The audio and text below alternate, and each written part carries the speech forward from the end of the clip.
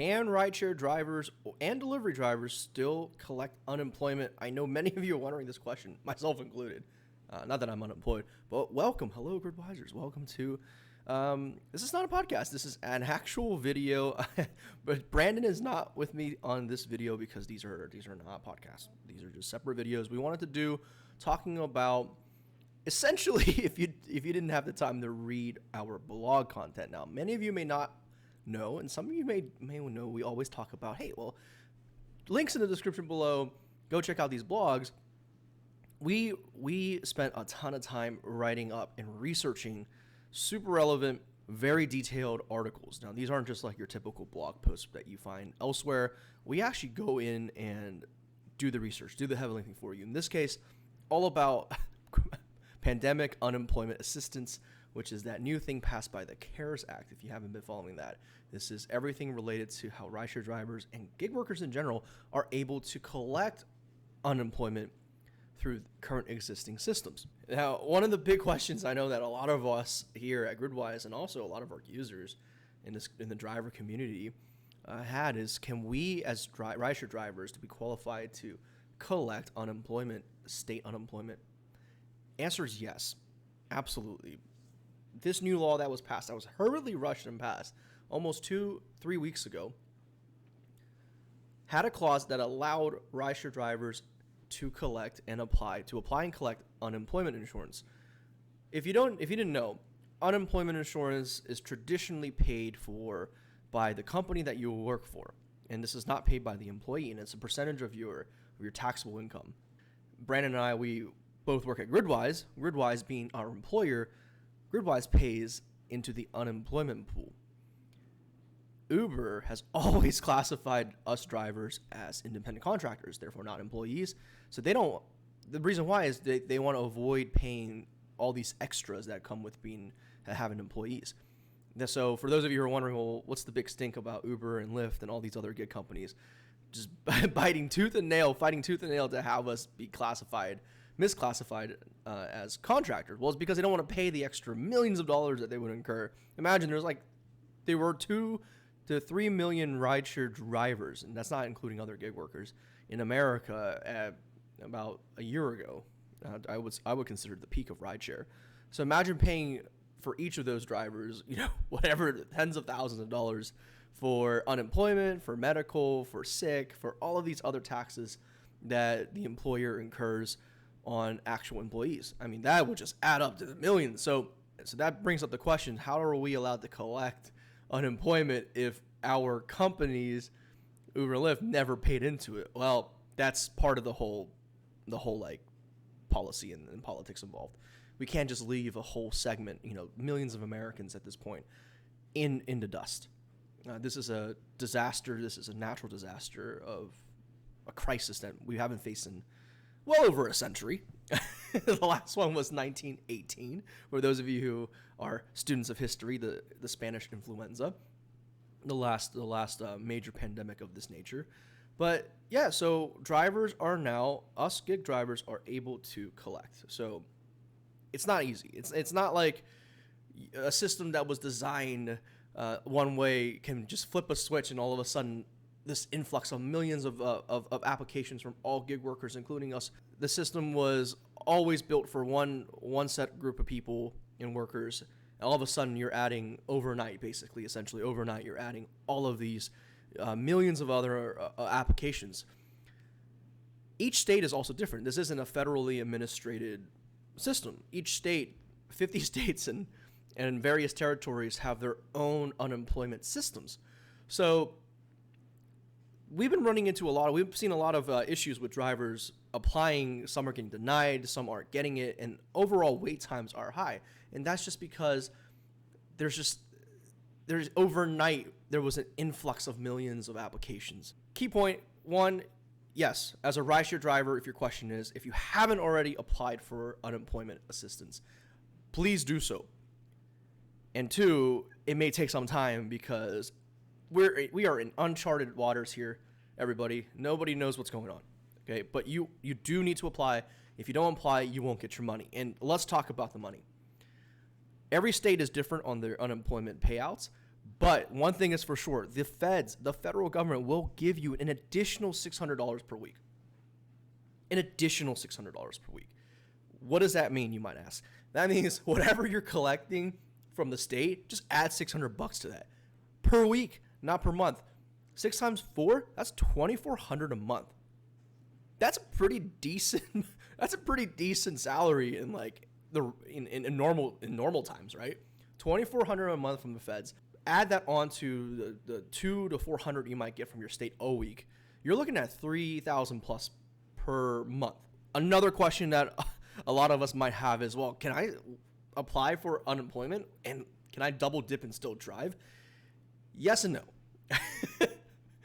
One, I don't think you should be, because you should take this time and this extra payout to just sit home, prevent the spread of coronavirus, right? Don't jeopardize your health, and more importantly, don't jeopardize the health of your family and the rest of us, okay? So don't go out there and drive and double dip.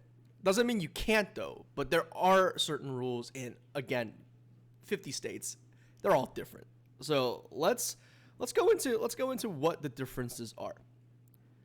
And they're actually not that different. So we researched all of the states.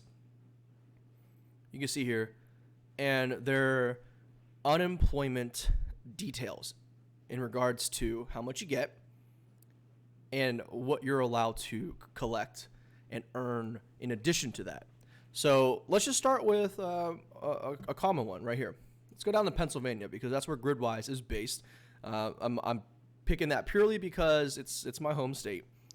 So Pennsylvania, we get a maximum benefit of $573 per week. That's huge. That's actually a lot, considering some states are only giving like $200. So $500 a week, that's almost $2,100, $2,200 per month. $573. If you earn less than 40% of your weekly benefit rate while working part-time, you still get your full payment. What does that translate to? That's so 40% of 570. Just cut that in half and subtract a little bit. So we're looking at 250 something.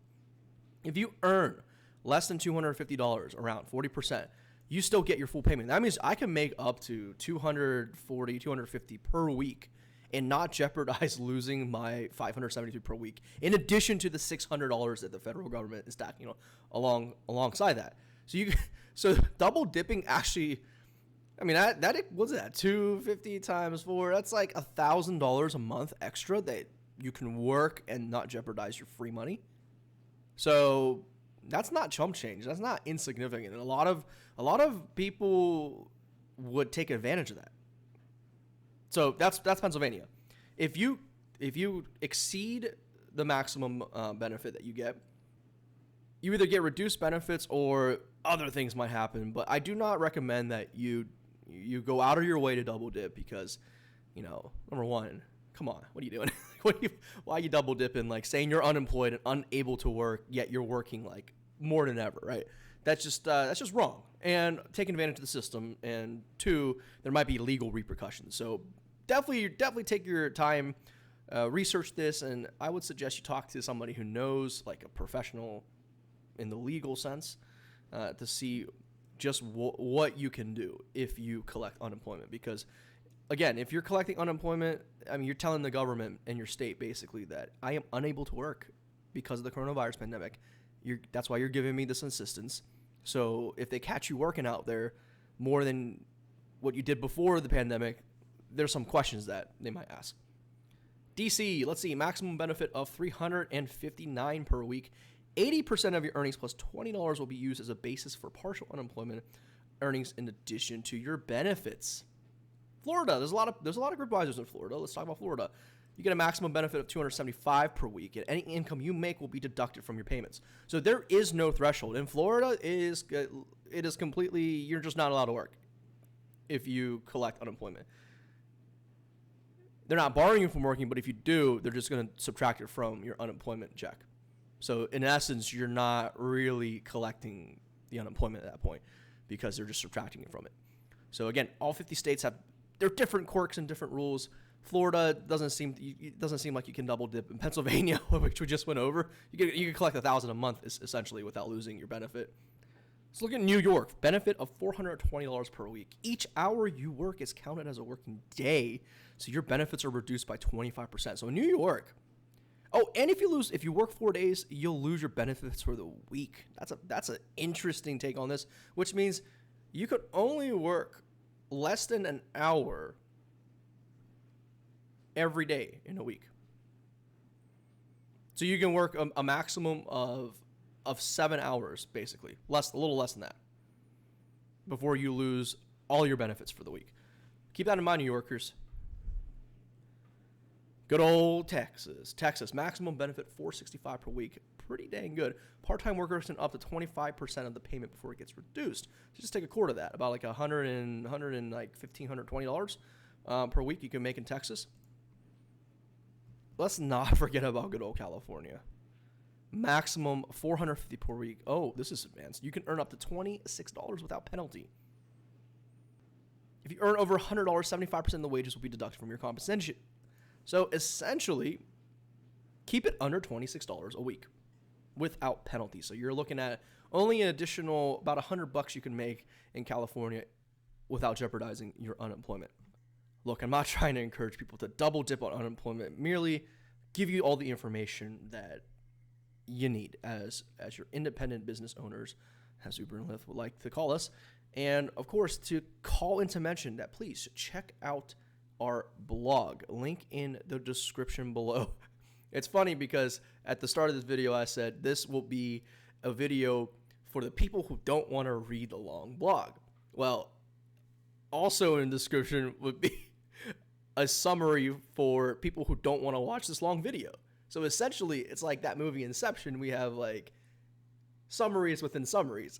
But guys, hope you enjoyed today's video. We will be doing this frequently, if not me, then Brandon, for a lot of our blog articles, because again, we are pumping out content, super critical content that you as a rideshare driver or a gig worker, delivery worker need to know to keep up on the information game, because information is power and information will make you more money and keep you healthy and wealthy and wise.